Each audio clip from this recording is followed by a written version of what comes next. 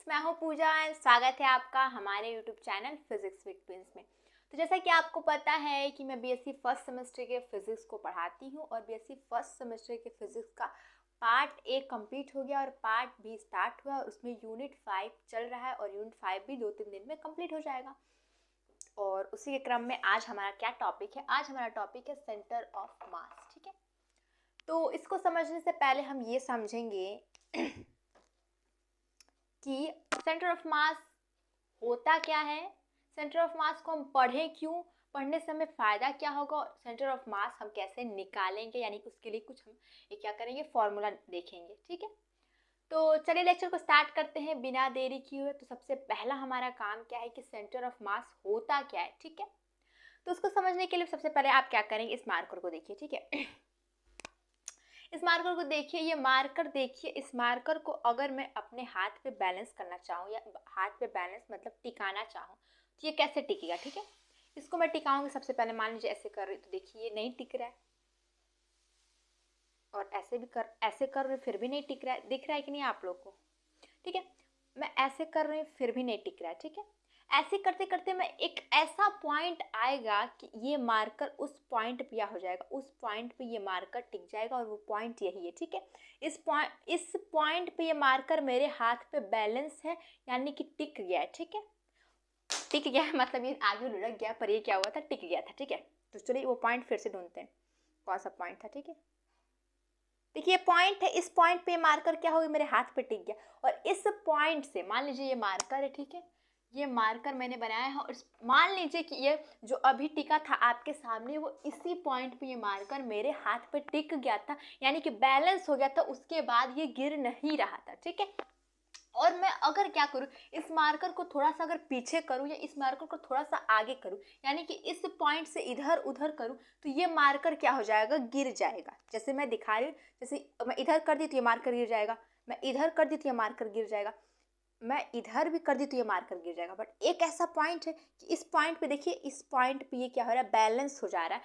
एक पॉइंट इसमें ऐसा है कि ये उस पॉइंट पे अगर मैं रख रही हूँ तो ये बैलेंस हो जा रहा है, और उसके इधर या उधर किसी पॉइंट पे करूँ तो ये बैलेंस नहीं हो रहा है।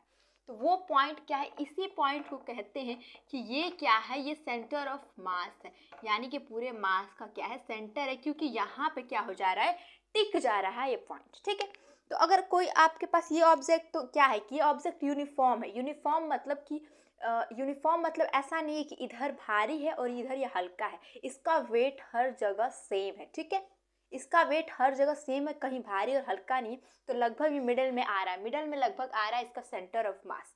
यानी कि कोई ऐसा ऑब्जेक्ट हो जो कि यूनिफॉर्म हो। यूनिफॉर्म मतलब कहीं उसका मास कम ज़्यादा नहीं हो, चारों ओर मास बराबर हो, जैसे कि मार्कर। और ऐसे ऑब्जेक्ट में सेंटर ऑफ मास हमेशा बीच में होता है। और उसको आप कैसे पता कर सकते हैं, आप ऐसे पता कर सकते हैं कि उसको हम देखेंगे कि उसका बैलेंस करेंगे तो किस पॉइंट पे वो बैलेंस हो जाता है, वो पॉइंट उसका सेंटर ऑफ मास हो जाएगा। ठीक है, तो आपको सेंटर ऑफ मास समझ में आए, किसी भी ऑब्जेक्ट का हमें सेंटर ऑफ मास निकालना है तो हम क्या करेंगे, कोई भी ऑब्जेक्ट लेंगे, उस ऑब्जेक्ट को हम क्या करेंगे, टिकाएंगे, और जहां वो ऑब्जेक्ट बैलेंस हो जा रहा है वो उस ऑब्जेक्ट का सेंटर ऑफ मास होता है। जैसे कि ये मार्कर है, ये मार्कर के इस पॉइंट पे ये मार्कर टिक जा रहा है, यानी कि बैलेंस हो जा रहा है, और इससे मैं इस पॉइंट से इधर या इधर कर रही हूँ, जैसे इसको इधर या इधर घसका रही हूँ तो ये नहीं टिक रहा है। ठीक है, यानी कि इस पूरे मार्कर में एक पॉइंट ऐसा है जहाँ पे ये मार्कर बैलेंस हो जा रहा है, और उसी पॉइंट को कहते हैं सेंटर ऑफ मास।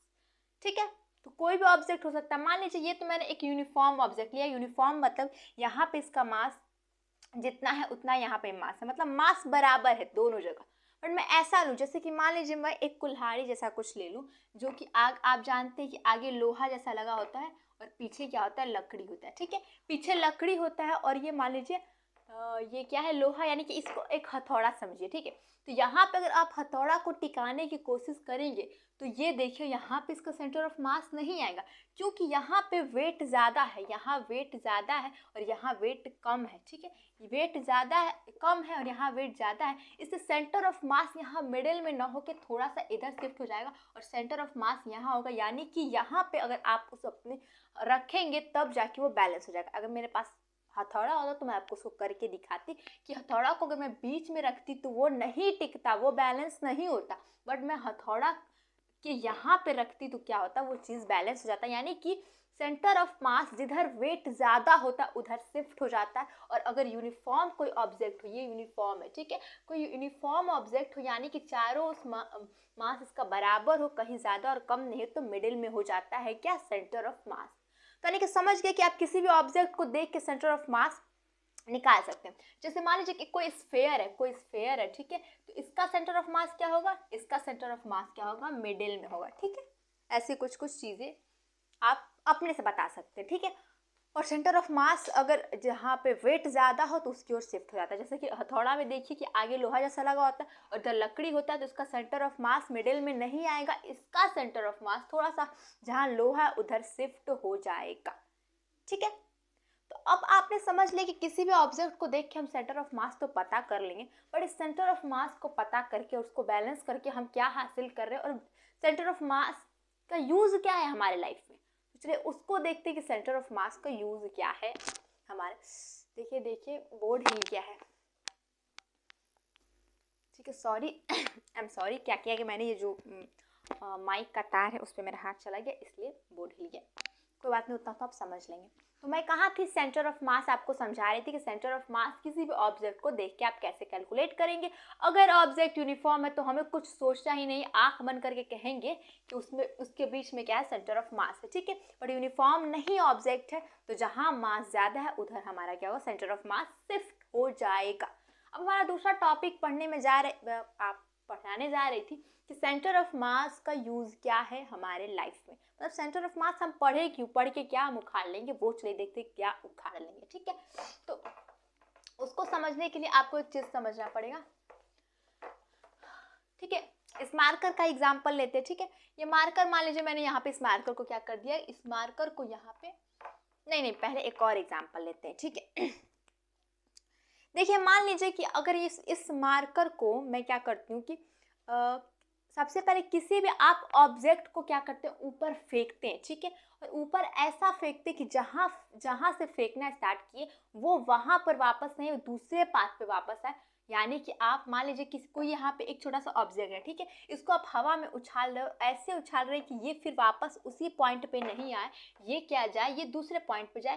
तो ये कैसे जाएगा, ये ऐसे जाएगा। मान लीजिए क्या, ये क्या है, ये एक आप कह सकती है प्रोजेक्टाइल मोशन है, ठीक है। यानी कि एक पैराबोला की तरह जा रहा है ये, ठीक है। तो ये तो एक छोटा सा पार्टिकल है, तो मैंने ऐसा कर लिया, ठीक है। बट अगर आप इसकी जगह आप मार्कर को सोचिए, मार्कर को, कि मैं मार्कर को ऐसे फेंकूंगी कि ये वापस उसी जगह नहीं आए, ये दूसरे जगह जाए। यानी कि इसका अगर मैं प्रोजेक्टाइल मोशन कराऊंगी तो मार्कर के साथ क्या होगा आप लोग देखिए, ठीक है। मान लीजिए मैं इस मार्कर को फेंक रही हूँ और इधर ला रही हूँ, तो आपने कुछ नोटिस किया आपने क्या नोटिस किया कि ये मार्कर घूम घूम के मेरे इस हाथ में आ रहा है। यानी कि यहाँ पे प्रोजेक्टाइल मोशन हो रहा है या कैसा मोशन हो रहा है मैं बता रही हूँ। यहाँ पे देखिए, यहाँ पे ये जैसे मैंने पहले बताया था, पार्टिकल एक था छोटा सा, उसको मैंने फेंका और ये यहाँ पे आ गया। यानी कि यहाँ पे प्रोजेक्टाइल मोशन है, ठीक है, प्रोजेक्टाइल तरीके से इसका पाथ है। बट अगर मान लीजिए इस मार्कर को फेंकेंगे तो मार्कर कैसे जा रहा है, एक बार फिर से देख लीजिए। मार्कर को मैं फेंक रही तो मार्कर ऐसे आ रहा है, यानी कि गोल गोल गोल गोल घूम के और आगे बढ़ रहा है। यानी कि मार्कर का अगर मैं आगे वाला पॉइंट लूँ और उसको पूरा मिलाऊं तो वो ऐसे होगा, ठीक है। कैसे होगा, वो ऐसे ऐसे ऐसे ऐसे और ऐसे ऐसे होगा, ठीक है। और मैं अगर जैसे इसका मैं क्या टिप आगे वाला पॉइंट ली हूँ और सारे आगे वाले पॉइंट को मैं मिला दी हूँ, ये जो मार्कर को मैं फेंकी हूँ ऐसे। उसके बाद जैसे जैसे ये मार्कर मोशन किया है, ठीक है, मान लीजिए ऐसे से आपने देखा होगा कि ये मार्कर ऐसे ऐसे और ऐसे जा रहा था, ठीक है। तो जो जब जा रहा था इसके सारे आगे वाले पॉइंट को मैं क्या की हूँ, मिलाते हुए एक पाथ बनाई हूँ, तो वो पाथ ऐसा बनेगा। आप ऐसे दिमाग में थोड़ा सोच सकते हैं, ठीक है। और अगर मैं पीछे वाले पॉइंट को लेके बनाऊंगी तो वो भी कुछ ऐसा ही बनेगा, ठीक है। यानी कि इस समय जो मोशन है वो प्रोजेक्टाइल मोशन नहीं है, वो कुछ ऐसे मोशन है, ऐसे मोशन है, ठीक है। ये प्रोजेक्टाइल मोशन नहीं है, कुछ ऐसे मोशन कर रहा है, यानी कि यहाँ पे अलग कर रहा है। यानी कि आप अगर इसके थोड़ा सा बगल वाला पॉइंट लेंगे और बगल वाला पॉइंट को सारे जगह मिलाएंगे तो फिर वो कैसा बनेगा, ऐसा ही मोशन बनेगा, प्रोजेक्टाइल मोशन नहीं बनेगा, जो कि एक सिंपल केस में बन रहा था, ठीक है। यानी कि आप फिर से मार्कर को देखिए, मार्कर को देखिए और मार्कर को देखिए तो देखेंगे सारे पॉइंट क्या कर रहे हैं, गोल गोल घूमते हुए आगे जा रहे हैं। बट इसमें एक कॉमन पॉइंट ऐसा है जो कि वो प्रोजेक्टाइल मोशन कर रहा है, वो ऐसे गोल गोल घूम के ऐसे मोशन नहीं कर रहा है। एक पॉइंट ऐसा है जो कि ऐसे मोशन कर रहा है, और वो पॉइंट कौन है, इसके दम जो बीच में यानी कि सेंटर ऑफ मास का जो पॉइंट है, वो फिर से आप देखिए, वो अगर ऐसे मैं फेंक रही हूँ और उसके सारे पॉइंट को मिलाएंगे तो ऐसे ऐसे नहीं होगा, क्योंकि आगे वाला पॉइंट पीछे जा रहा है, पीछे वाला पॉइंट आगे आ रहा है, बट बीच वाला पॉइंट तो अपनी ही जगह रह रहा है, वो आगे पीछे नहीं जा रहा है, ठीक है। बीच वाला पॉइंट अपने ही जगह रहा है। एक पॉइंट इस पूरे मार्कर में, एक पॉइंट बीच का ऐसा है जो कि ऐसे मोशन नहीं कर रहा है, वो मोशन सिर्फ ऐसे कर रहा है। और सारे पॉइंट को आप देखेंगे, उसके अगल बगल के जो भी पॉइंट होंगे वो ऐसे मोशन कर रहे हैं। बट एक इसमें एक ऐसा पॉइंट है, एक ऐसा पॉइंट है जो कि प्रोजेक्टाइल मोशन कर रहा है, ऐसे कर रहा है, क्योंकि ये आगे जा रहा है, ये इधर जा रहा है और ये इधर जा रहा है, बट बीच वाला क्या है, अपनी ही जगह, वो कहीं जा नहीं रहा है। तो इसलिए बीच वाला जो पार्टिकल, जिसको मैं सेंटर ऑफ मास बताई, वो प्रोजेक्टाइल मोशन कर रहा है, ठीक है। तो देखिए, अगर आपको इसको पाथ कैलकुलेट करना पड़ेगा तो ये वाला पाथ अगर आपको कैलकुलेट करना है, ये बहुत ही कॉम्प्लेक्स है, वो भी अभी एक पार्टिकल का, और सारे पार्टिकल का अगर मैं ये वाला पाथ अगर कैलकुलेट करूं, यानी कि पता लगाओ, तो बहुत ज़्यादा कॉम्प्लेक्स और बहुत ज़्यादा टफ है, जो कि हम नहीं कर सकते। बट अगर हमें पाथ का पता लगाना है तो एक आइडिया है हमारे पास। वो आइडिया ऐसा है कि इसमें से जो भी सेंटर ऑफ मास, जो कि पॉइंट जो कि प्रोजेक्टाइल मोशन कर रहा है, जो कि ऐसे मोशन नहीं कर रहा है, वो ऐसे मोशन कर रहा है, उसके पाथ को हम क्या कर ले, फाइंड कर ले, और उस पाथ के अकॉर्डिंग हम इसको याद कर सकते हैं। जब हमें इसका पाथ मालूम चल जाए तो इसके अकॉर्डिंग हम इसको भी, इसके अकॉर्डिंग या इसके रिस्पेक्ट में हम इसको भी पता कर सकते हैं, क्योंकि इसका पाथ हमें पता चल चुका है और उसी के आसपास ऐसे ऐसे ऐसे ऐसे है, तो आप इसके रिस्पेक्ट में इस पाथ को भी पता कर लेंगे। यानी कि अगर आप सेंटर ऑफ मास जो कि प्रोजेक्टाइल मोशन कर रहा है, जो कि गोल गोल ऐसे नहीं कर रहा है, उसका अगर आप पाथ पता कर लेते तो उसके रिस्पेक्ट में आप सारे पार्टिकल का पाथ पता कर लेंगे। तो यही यूज़ है सेंटर ऑफ मास का। तो आपने एक यूज़ तो पढ़ लिया कि सेंटर ऑफ मास पढ़ने से हमें फ़ायदा क्या हुआ। सेंटर ऑफ मास पढ़ने से ये फ़ायदा हुआ कि जो कि इस मार्कर को मैं ऐसे कर रही हूँ, तो इस मार्कर को करते टाइम जो पाथ, कॉम्प्लेक्स पाथ बन रहा है, उस पाथ को हम फाइंड कर सकते हैं, अगर हमें सेंटर ऑफ मास का पाथ पता हो या सेंटर ऑफ मास पता हो, ठीक है। तो एक चीज़ इतना आप कर लेंगे, एक बेनिफिट आपने समझ लिया। अब हम देखेंगे दूसरा बेनिफिट क्या है, ठीक है। तो उसको समझ ली कि मैंने यहाँ पे मार्कर को क्या कर दिया, खड़ा कर दिया। तो क्या है, इधर मार्कर को हमने क्या कर दिया, खड़ा कर दिया, ठीक है। ठीक है, मार्कर को मैंने क्या कर दिया, खड़ा कर दिया। और मान लीजिए इस मार्कर को मैं ऐसे करी, ठीक है। मार्कर को अब मैं क्या करूँ, थोड़ा सा इसको घुमा रही हूँ ऐसे, ठीक है। इस मार्कर को क्या कर रही हूँ, मैं ऐसे घुमा रही हूँ, यानी कि एक समय बाद वो इस मार्कर को मैं ऐसे कर दी हूँ, ठीक है। अब इस मार्कर का मैं पूछ रही हूँ आपसे कि लीनियर मोमेंटम बताओ, यानी कि P बताओ, जो कि P इज इक्वल टू क्या होता है, m इंटू वी। वी क्या होता है, वेलोसिटी है, और m क्या है, मान लीजिए m क्या है, m क्या होता है, इसका द्रव्यमान होता है। तो आप कहेंगे कि m द्रव्यमान कुछ मान लीजिए 200 ग्राम का है, ये मान लीजिए, जो कि नहीं होगा, ठीक है। 200 ग्राम आप लिख दिए मान लीजिए, और v आप वेलोसिटी निकाल के और कहें कि इसमें मल्टीप्लाई कर देंगे तो हमारा p निकल जाएगा, लिनियर मोमेंटम निकल जाएगा। बट अब देखिए यहाँ पे अगर मैं वेलोसिटी निकालूं, देखिए यहाँ पे एंगुलर वेलोसिटी निकाला जाएगा, क्योंकि ये ऐसे घूम रहा है, एंगल बनाते हुए घूम रहा है। तो अब वेलोसिटी निकाले जाएंगे तो वेलोसिटी, एंगुलर वेलोसिटी क्या होता है, ओमेगा इंटू आर होता है, ठीक है। यानी कि आर मतलब रेडियस, ओमेगा मतलब क्या होता है कि एंगल मान लो, देखते हैं तो, ठीक है। तो अगर आप इसमें वेलोसिटी निकालेंगे तो यहाँ पे देखिए आर कम है, यहाँ पे देखिए आर थोड़ा ज़्यादा है, यहाँ पे आर सबसे ज़्यादा और यहाँ पे तो आर सबसे ज़्यादा है, ठीक है। और यहाँ पे अब थीटा देखेंगे तो बहुत कम है और यहाँ थीटा देखेंगे तो बहुत ज़्यादा है। तो अगर आपको ओमेगा इंटू आर करके अगर एंगुलर वेलोसिटी आप निकाल रहे हैं तो आप एंगुलर वेलोसिटी निकालेंगे तो ओमेगा की अलग वैल्यू आ रही है, हर जगह आर की अलग वैल्यू आ रही है। तो मैं वेलोसिटी क्या लूँ यहाँ पे, वेलोसिटी अब यहाँ पे तो आप कह सकते हैं कि कंफ्यूजन होगा कि मैं एंगुलर वेलोसिटी क्या लूँगी। ठीक है, यहाँ पे v इक्वल टू क्या रहेगा, v इक्वल टू यहाँ पे ओमेगा इंटू आर होगा। क्योंकि यहाँ पे ये ऐसे मोशन कर रहा है। ठीक है, तो देखिए यहाँ पे ये जो चीज़ है ये कम शिफ्ट हुआ है और यहाँ पे ज़्यादा शिफ्ट हुआ है, यानी कि यहाँ पे तो आर भी ज़्यादा है एंड ओमेगा भी ज़्यादा है। ठीक है, आर भी ज़्यादा है एंड ओमेगा भी ज़्यादा है हो रहा है। तो अब नीचे देखेंगे तो नीचे वाला एक जो यहाँ पार्टिकल होगा उसकी एंगुलर वेलोसिटी ज़्यादा है और यहाँ जो ऊपर वाला पार्टिकल होगा उसकी एंगुलर वेलोसिटी कम आ रही है। तो अब यहाँ पे आप v को क्या लिखेंगे, ठीक है, v को आप क्या लिखेंगे, आपको समझ नहीं आ रहा कि v को क्या लिखेंगे।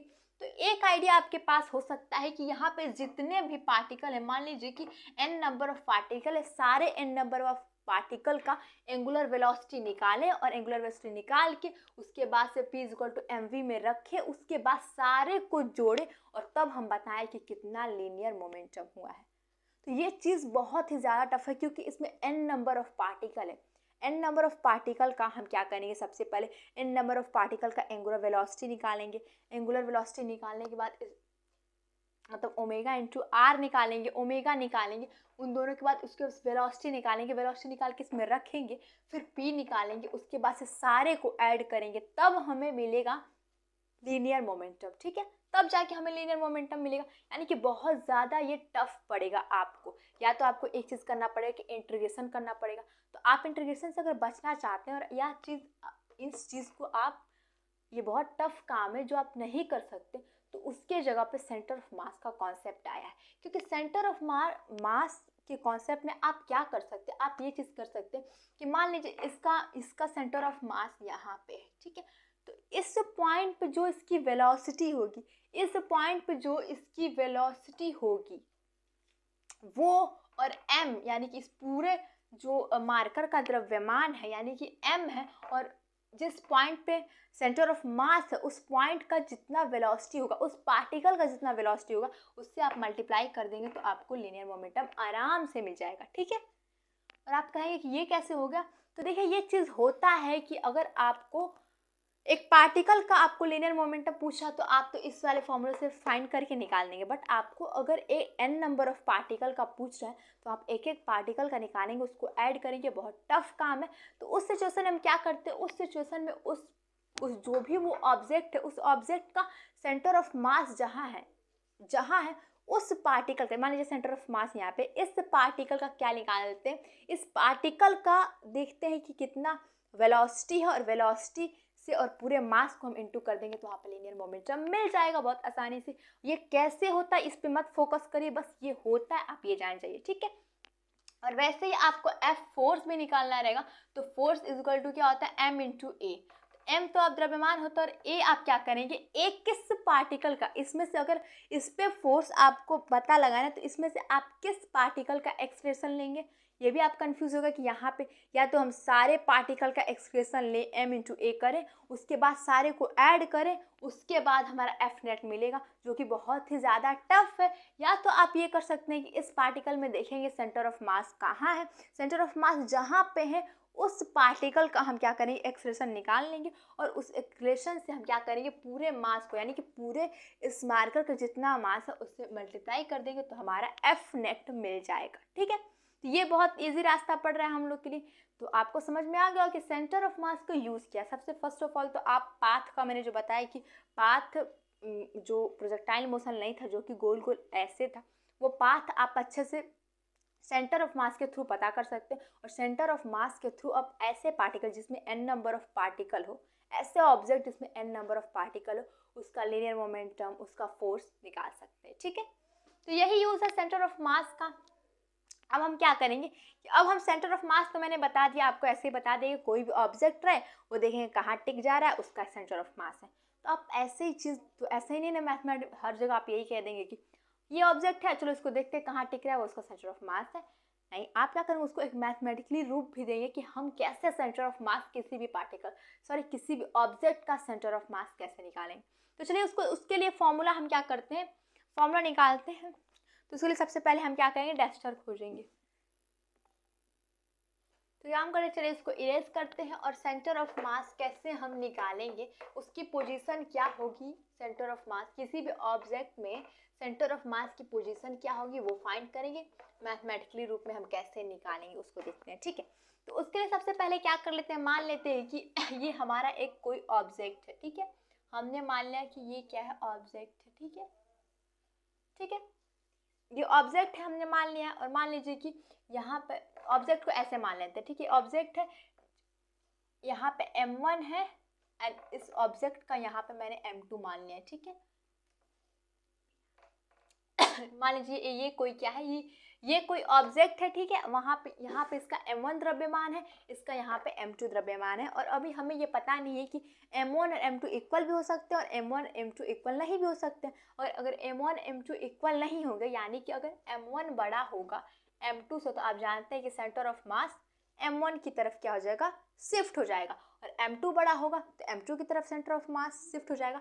और अगर m1 is equal to m2 होगा तो मिडिल में क्या हो जाएगा, सेंटर ऑफ मास हो जाएगा। तो यहाँ पे तो हम सारी कंडीशन हमें देखना है, इसलिए मैंने यहाँ पे m1 m2 मान लिया, और m1 m2 इक्वल है या m1 is greater than m2 है या m1 is less than m2 है, ये हमें नहीं पता है, हमें फाइंड करना है।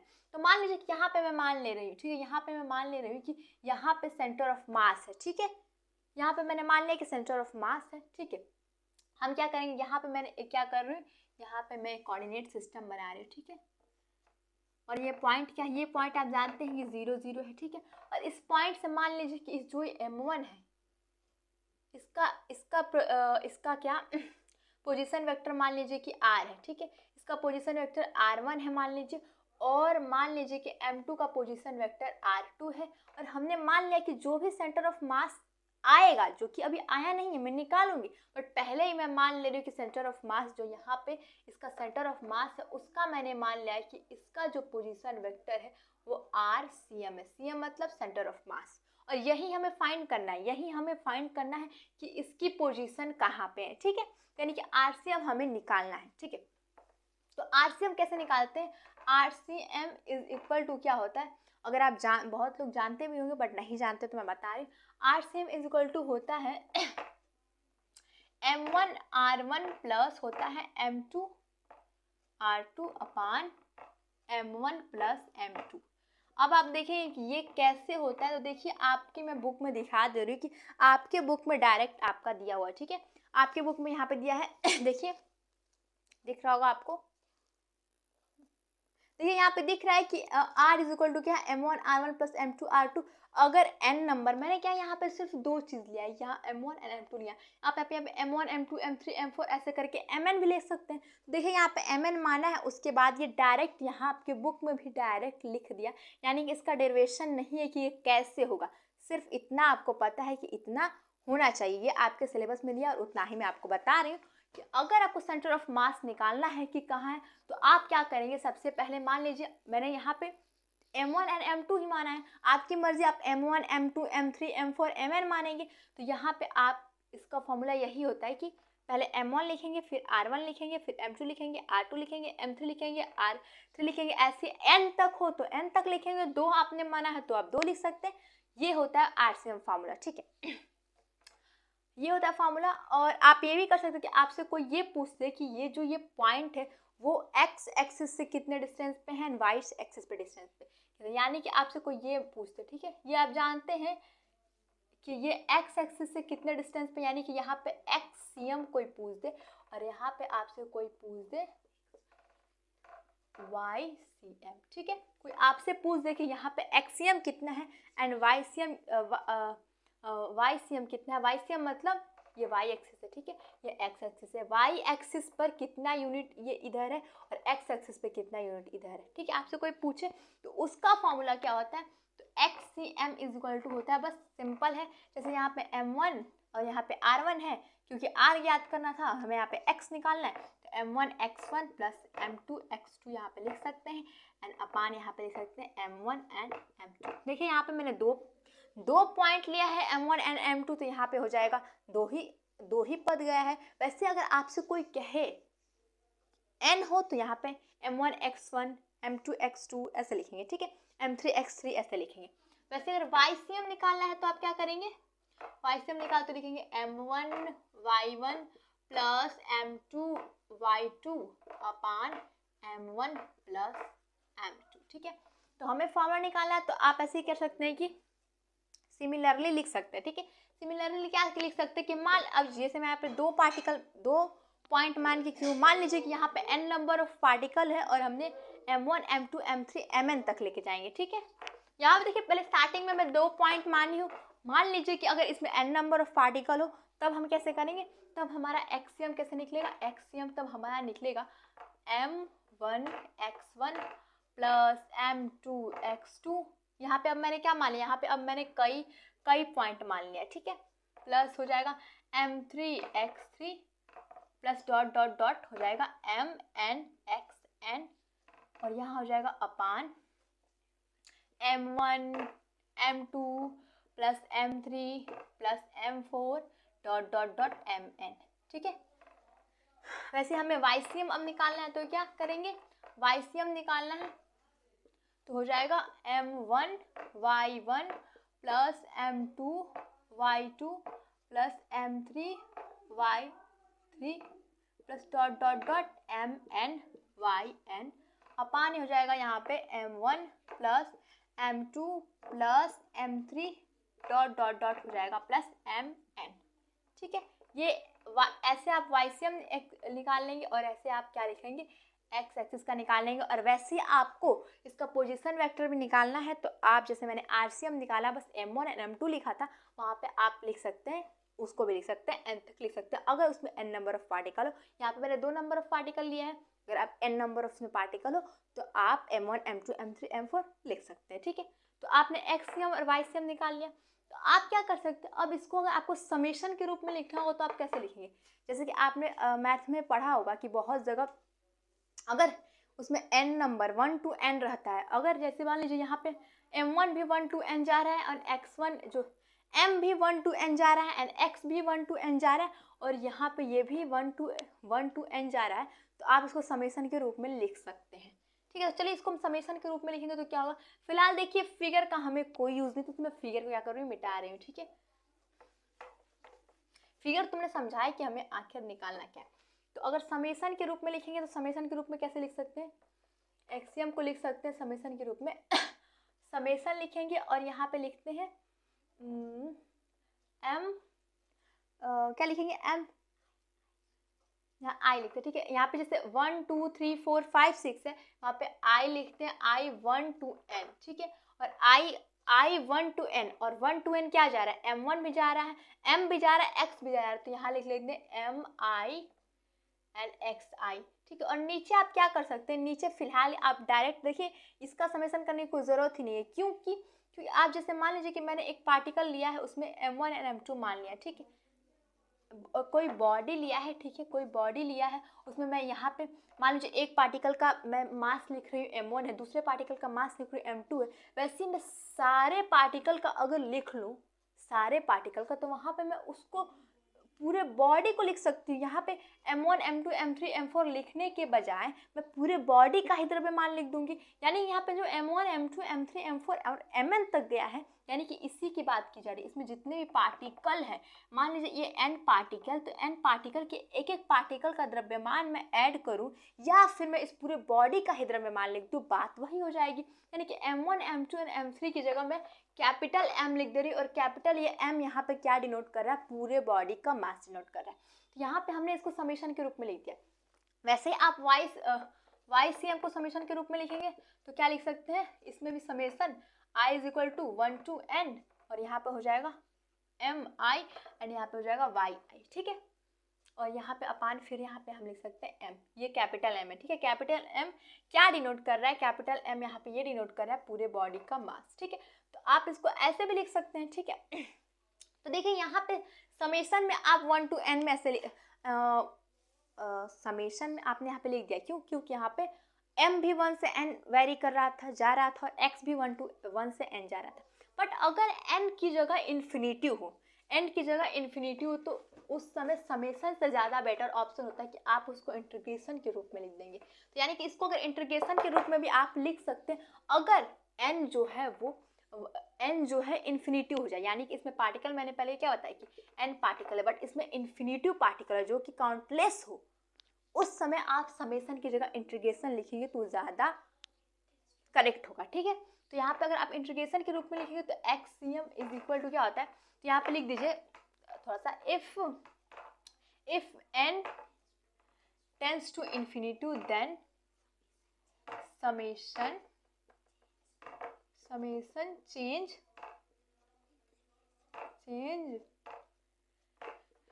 Into integration. ठीक है, तो अब क्या करेंगे, समेशन को इंटीग्रेशन में चेंज कर देंगे। समेशन को इंटीग्रेशन में चेंज करेंगे तो एक्स इज इक्वल टू क्या हो जाएगा, और यहाँ पे अगर मैं इंटीग्रेशन करूँ तो यहाँ क्या हो जाएगा, ये इंटीग्रेशन करूँगी इसका भी, तो ये भी तो यहाँ पे 1 to n जा रहा है। ठीक है, तो जैसे ये m है, अगर इसको इंटीग्रेशन करना है तो मैं ऐसा इंटीग्रेशन करके यहाँ पे ऐसी वैल्यू रखूँगी कि फिर मैं उसको बाहर निकालूँ तो ये वैल्यू आ जाए। जैसे मैं इंटीग्रेशन में जैसे इंटीग्रेशन में कोई चीज़ मैं यहाँ पे अगर इसको इंटीग्रेशन के रूप में लिख रही हूँ तो इस इंटीग्रेशन को सॉल्व करने के बाद फिर ये वैल्यू मिलनी चाहिए। तो आप इसको कैसे कर सकते हैं, यहाँ पे आप इसको क्या लिखेंगे, डी